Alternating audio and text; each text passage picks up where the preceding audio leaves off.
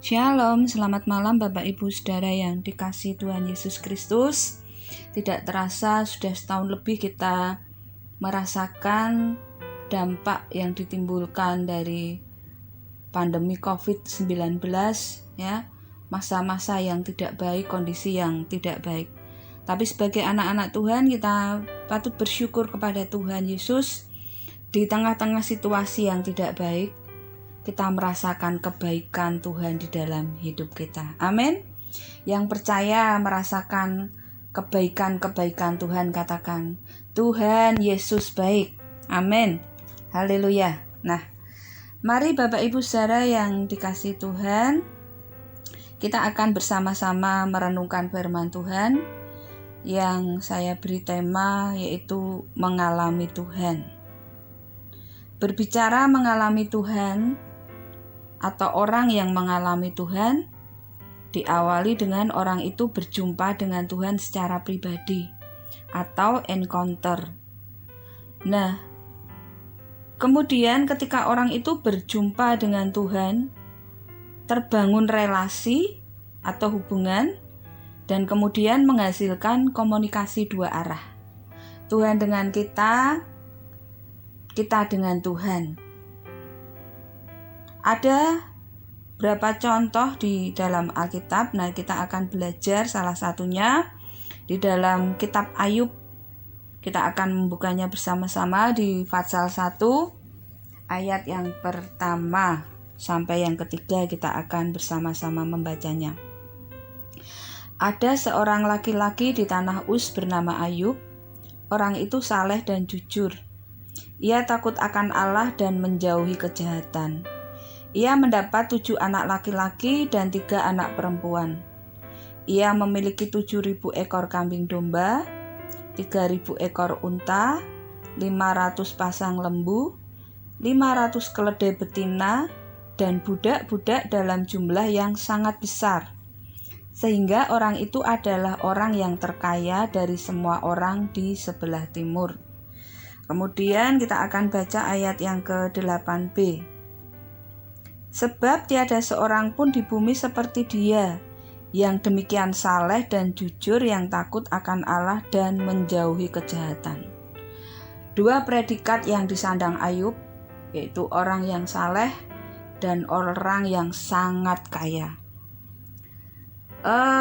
Melihat ini ya, laki-laki kaya dan takut akan Tuhan. Ini adalah merupakan impian idaman bagi setiap orang. Kalau ibu-ibu kepengen menjadikan laki-laki seperti ini itu menjadi menantu ya. Kalau wanita ya pengen memiliki pasangan hidup yang seperti ini ya. Takut Tuhan, kaya raya. Kaya raya, takut Tuhan ya. Ini luar biasa. Nah, apa yang dialami Ayub ya? Ketika berjumpa dengan Tuhan secara pribadi.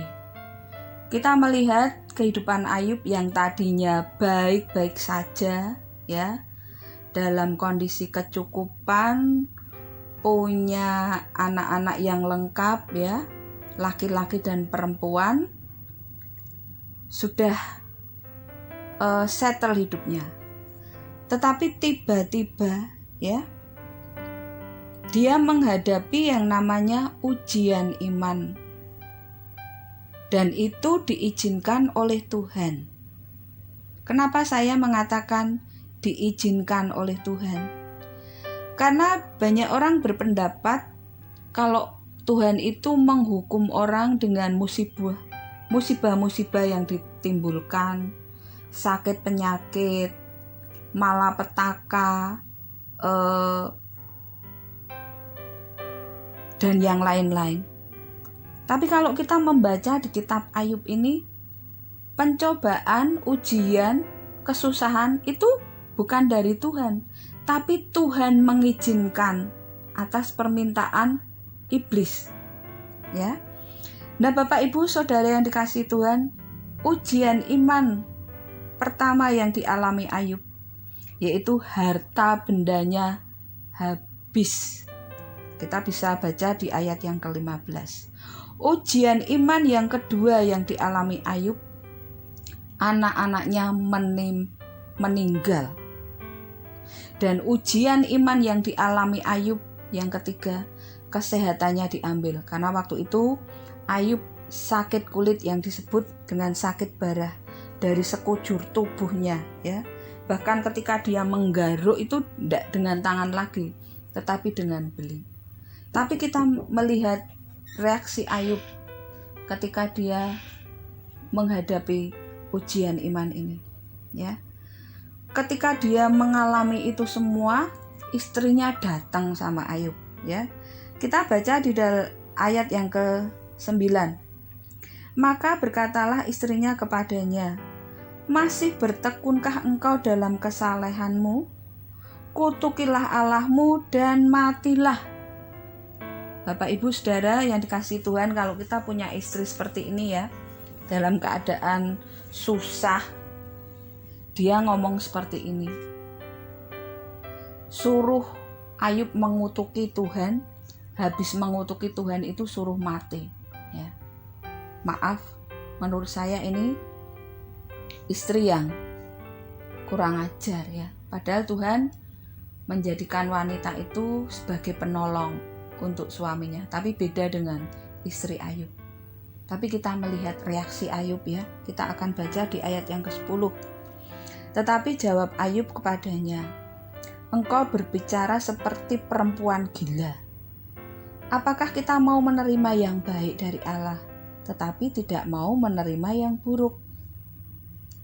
Dalam kesemuanya itu Ayub tidak berbuat dosa dengan bibirnya.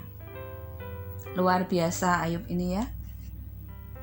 Dengan bibirnya pun dia tidak berdosa. Kebanyakan orang, ya, ketika dihadapkan pada masalah, terjepit, ini keluar kata-kata yang kurang baik, menggerutulah, menyalahkan Tuhan. Tapi berbeda dengan Ayub, sehingga dia mengalami Tuhan, Tuhan menolongnya, Tuhan menggantikan setiap kesusahannya dengan kebaikan-kebaikan Tuhan, dan mengganti harta benda yang habis, menggantikan anak-anak yang meninggal, digantikan dengan anak-anak yang baru yang dilahirkan oleh istrinya lagi, dan memulihkan kesehatannya. Dan dari mulut Ayub terucap kata-kata seperti ini. Kalau kita membaca di Ayub 42 ayat yang ke-5. Hanya dari kata orang saja aku mendengar tentang engkau, tetapi sekarang mataku sendiri memandang engkau. Ini diungkapkan Ayub yang notabene orang yang saleh menurut Tuhan, orang yang takut akan Tuhan. Dia mengalami perjumpaan dengan Tuhan secara pribadi. Matanya boleh memandang kepada kebaikan Tuhan. Nah, Bapak Ibu yang dikasihi oleh Tuhan dan saudara-saudaraku semua, kalau saya bertanya kepada Bapak Ibu Saudara, apakah kita sudah mengalami perjumpaan dengan Tuhan secara pribadi, atau mengalami Tuhan di dalam kehidupan kita? Kita bisa mengalami Tuhan melalui firman Tuhan, membaca firman Tuhan. Kita bisa mengalami Tuhan melalui ketika kita berdoa kepada Tuhan. Kita bisa mengalami Tuhan ketika kita memuji Tuhan. Kita bisa mengalami Tuhan ketika kita dihadapkan masalah-masalah yang terjadi di dalam kehidupan kita. Salah satu contoh orang yang mengalami Tuhan dengan memuji Tuhan, yaitu Rasul Paulus, ya. Kita tahu ketika dia ada di dalam penjara, dia memuji Tuhan. Apa yang terjadi Bapak Ibu Saudara? Rantai-rantai pintu-pintu penjara terbuka karena pujian dari Rasul Paulus dan Silas, ya. Tuhan hadir sehingga Rasul Paulus mengalami Tuhan di dalam hidupnya. Ketika kita menjadi orang percaya, menerima Tuhan Yesus sebagai juru selamat secara pribadi di dalam kehidupan kita, kita melewati yang namanya pertobatan, dibaptis, ya. Nah, sejak saat itu Tuhan juga mengaruniakan Roh Kudus-Nya di dalam kehidupan kita, dan sejak saat itu pula Tuhan memegang tangan kita, sehingga apapun yang kita alami itu ada dalam koridor Allah, dalam pengetahuan Allah, dalam kendali Allah, dalam kedaulatan Allah, dalam kedaulatan Tuhan. Kalau ada orang berkata kebetulan di dalam kehidupan orang percaya tidak ada kamus kebetulan, tetapi semuanya itu ada dalam rancangan dan rencana Tuhan di dalam kehidupan kita.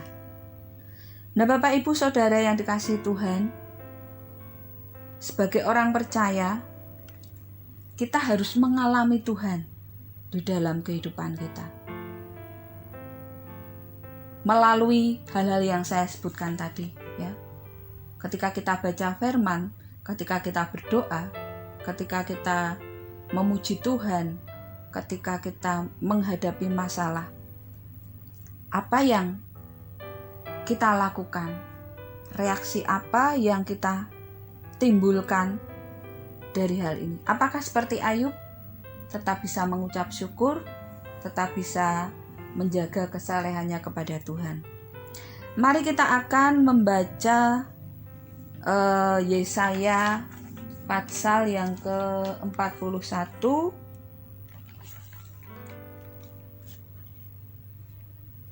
ayat yang ke-10. Janganlah takut sebab aku menyertai engkau, janganlah bimbang sebab aku ini Allahmu. Aku akan meneguhkan bahkan akan menolong engkau. Aku akan memegang engkau dengan tangan kananku yang membawa kemenangan. Ini janji Tuhan untuk orang-orang yang takut akan Tuhan, ya, termasuk kita. Jangan takut, karena apa? Tuhan menyertai. Jangan bimbang, kenapa? Karena kita punya Allah yang hidup. Bahkan Dia meneguhkan dan menolong kita, dan Dia memegang kita dengan tangan kanannya yang membawa kita kepada kemenangan ketika kita menghadapi ujian-ujian atau masalah-masalah iman yang diizinkan Tuhan terjadi di dalam kehidupan kita. Berbicara tentang mengalami Tuhan, saya punya pengalaman pribadi, Bapak Ibu Saudara, di bulan Juli, ya. Waktu itu saya mendapatkan ayat Roma 12 ayat 12, ya, di bulan Juni. Bersukacitalah dalam pengharapan, sabarlah dalam kesesakan, dan bertekunlah dalam doa. Setelah saya mendapatkan ayat ini, apa yang terjadi Bapak Ibu Saudara? Walaupun dalam waktu yang tidak bersamaan, 2 anak saya dan suami saya dinyatakan positif. Saya mengambil poin ini, ya, bertekun dalam doa. Malam saya berdoa buat mereka, Tuhan, aku minta kemurahan-Mu, turunkan belas kasihan-Mu, sembuhkan anak-anakku dan suamiku. Dan pada akhirnya mereka sembuh. Di bulan Juli saya mendapatkan ayat kembali pada saat perjamuan kudus. Di dalam Matius 5 ayat 8 dikatakan, berbahagialah orang yang suci hatinya karena mereka akan melihat Allah. Apa yang terjadi Bapak Ibu Saudara? Ketika saya swab, saya dinyatakan positif, padahal sebelumnya saya negatif, ya. Waktu itu hati saya sempat goyah, ya. Wah, kok seperti ini? Saya akan melihat Allah tetapi melalui ini. Seringkali orang berdoa, Tuhan pakai aku untuk menjadi alat kemuliaan-Mu. Tapi ketika kita dihadapkan pada sakit penyakit, justru waktu itu Tuhan sedang menyatakan kemuliaan-Nya di dalam kehidupan kita. Kuasanya bekerja dengan sempurna, ya.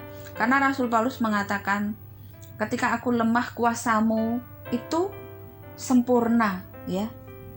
Nah, waktu itu selain saya menderita COVID, saya juga sedang menjalani terapi saraf yang kejepit ya di rumah sakit, yang harusnya sudah selesai tapi terhenti karena saya kena COVID ya. Dan ketika saya konsultasi dengan dokter pada bulan Agustus kemarin ya, saya menjalani kembali terapi. Ternyata walaupun saraf itu bukan komorbid, tetapi dampak yang ditimbulkan di dalam tubuh saya itu luar biasa. Dokter itu berbicara tentang pasien-pasien yang ngomong ya, orang-orang yang memiliki penyakit saraf ya. Ternyata ketika sakit COVID itu saraf-saraf itu semakin menegang, jadi kencang. Nah, dampaknya tubuh itu jadi sakit semua. Nah, itu benar-benar saya rasakan Bapak Ibu Saudara. Sampai saya itu enggak kuat duduk, enggak bisa berjalan, tidur pun tidak enak. Karena saraf-saraf yang ngencang ya, yang tegang itu ya. Nah, di titik ketika minggu kedua ya, saya itu mengalami sesak napas yang hebat. Saturasi saya 91, tetapi detak jantung saya itu 118 ya. Kemudian turun 112 dan berhenti di 112.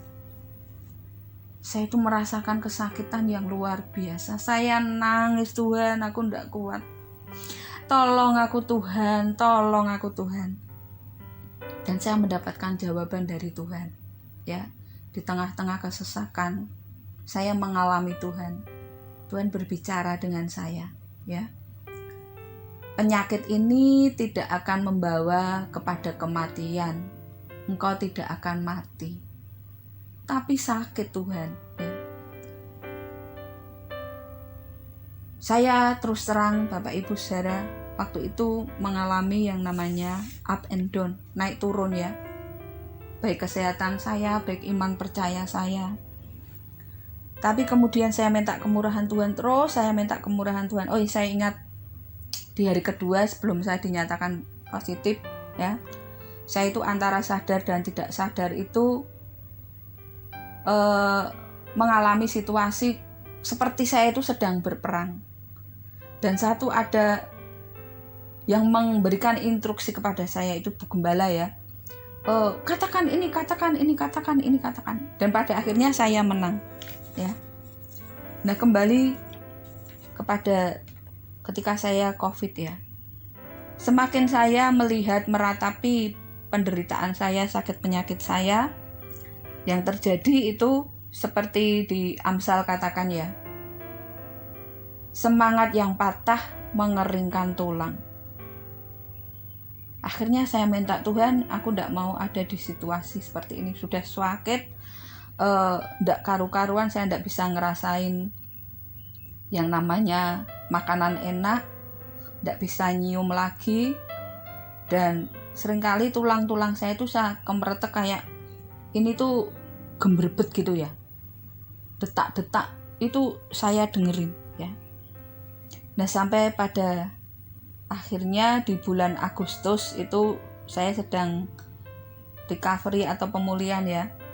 Kembali Tuhan memberikan ayat kepada saya di Perjamuan Kudus ya, yaitu di Imamat 26 ayat 13b.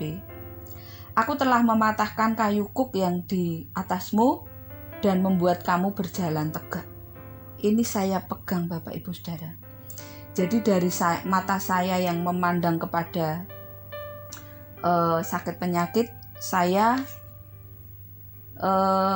dipimpin Tuhan untuk saya bisa mengalihkan fokus saya bukan kepada penyakit tetapi kepada Tuhan ya.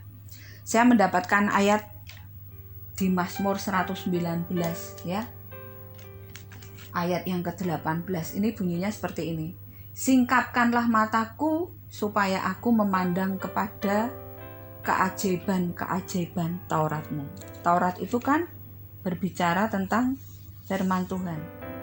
Baik, aku mau memandang kepada firman-Mu. Aku mau cari Engkau Tuhan. Aku mau belajar untuk tidak memandang kepada masalahku, sakit penyakitku, tapi aku mau memandang kepada Engkau. Dan kemudian saya mendapatkan ayat lagi di Yesaya 55 ayat 6. Carilah Tuhan selama Ia berkenan ditemui, berserulah kepadanya selama Ia dekat. Nah, saya mendapatkan jawaban ya. Dan Tuhan memimpin saya sedemikian rupa ya. Kemudian saya mendapatkan ayat lagi ya di Mazmur 123 ayat yang ke-1 dan 2 ya. Dikatakan seperti ini, nyanyian ziarah kepadamu aku melayangkan mataku, ya Engkau yang bersemayam di surga. Lihat, seperti mata para hamba laki-laki memandang kepada tangan tuannya, seperti mata hamba perempuan memandang kepada tangan nyonyanya, demikianlah mata kita memandang kepada Tuhan Allah kita sampai Ia mengasihani kita.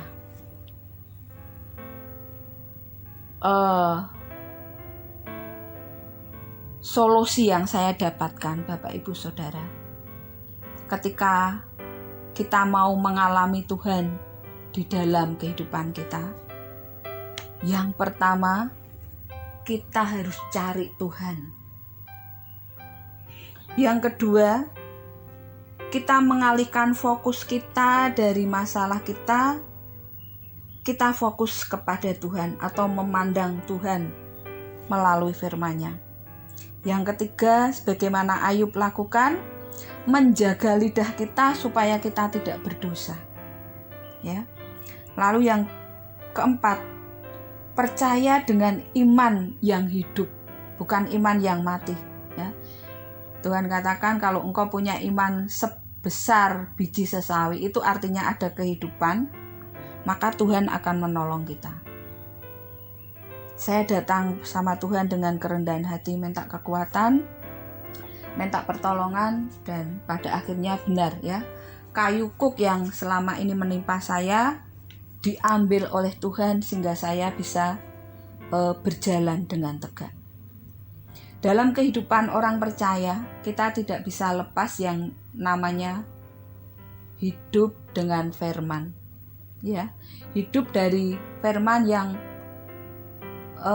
memimpin kita, karena firman Tuhan itu seperti kompas ya di dalam kehidupan kita. Mazmur mengatakan firman-Mu itu pelita bagi kakiku dan terang bagi jalanku. Firman Tuhan itu seperti air hidup. Yesus mengatakan begini, barang siapa haus datang kepadaku maka aku akan melepaskan dahaga. Firman Tuhan itu seperti roti, ya. Karena Tuhan Yesus juga pernah mengatakan ya dalam firman-Nya bahwa manusia hidup itu bukan roti saja, tetapi dari setiap perkataan yang keluar dari mulut Tuhan. Ya. Nah, ini dahsyatnya firman Tuhan di dalam kehidupan kita. Untuk itu, kalau kita mau mengalami Tuhan di dalam kehidupan kita, jangan pernah kita lepas dari firman Tuhan. Ambil saat teduh setiap pagi, baca firman Tuhan, supaya firman Tuhan itu menuntun hidup kita, supaya firman Tuhan itu menyegarkan hidup kita, supaya firman Tuhan itu mengenyangkan kehidupan kita, sehingga hidup kita dipenuhi oleh firman Tuhan dan fokus kita kepada Tuhan untuk kita dipakai menjadi alat kemuliaan-Nya ya. Dari sakit penyakit ini saya bisa bersaksi bahwa Tuhan Yesus itu baik. Pertolongannya itu tepat pada waktunya. Saya merasakan Bapak Ibu, saya dipelihara oleh Tuhan yang luar biasa. Bahkan dari Bani Kedar ya.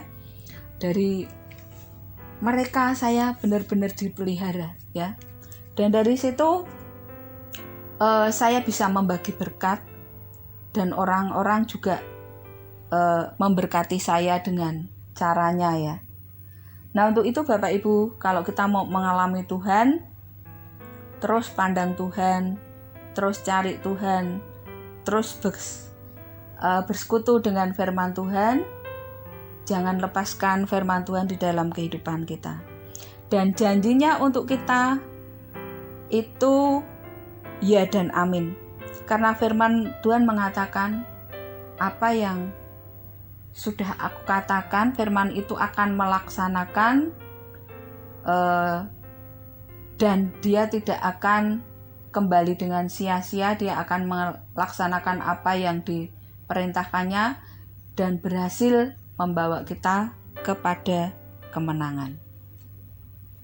Mari Bapak Ibu Saudara, cintailah firman kalau kita mau mengalami Tuhan. Dan ketika kita mengalami Tuhan, maka Tuhan yang dimuliakan ya melalui hidup kita. Untuk ayat penutup, kita akan bersama-sama membaca di dalam Yesaya 41 ayat yang ke-10. Janganlah takut sebab aku menyertai engkau. Janganlah bimbang sebab aku ini Allahmu.